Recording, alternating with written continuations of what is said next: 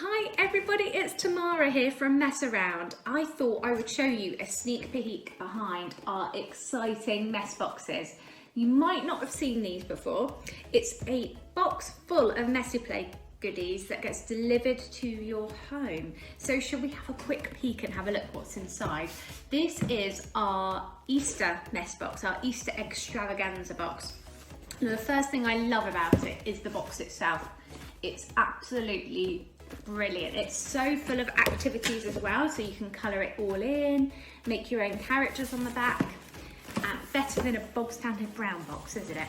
So let's open it up and have a look inside. Oh, don't you just love opening parcels? So inside we've got a instruction guide, and then it's jam-packed full of goodies here. I'm not sure if you can see. And it probably looks a little bit odd when you first open it. Oh, that's all this random stuff. But inside your guide, it tells you each of the activities included and then what's included in your box to help you along your way. So this box is our Easter box, as I mentioned, and it's got cress seed growing. So let's have a quick look. We've got some shredded coconut husks and a little tray, and then our cress seeds to help us grow some cress. And one of the other important things with the mess box is the box is really important as well. So try not to break it I know it's really tempting to rip it all open, but we're going to use the box as part of the activity afterwards as well.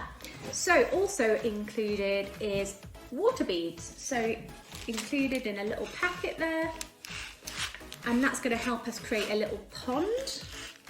Can you see those? The next activity in our book is one of my favourites. It's super slime. Now slime is made from, well, we use baby soap to make our slime. That's included. And then a bit of food colouring, and all the instructions are included. So we've got a lovely pink concentrated food colouring here to make our slime. As I say, all of the instructions are included step by step.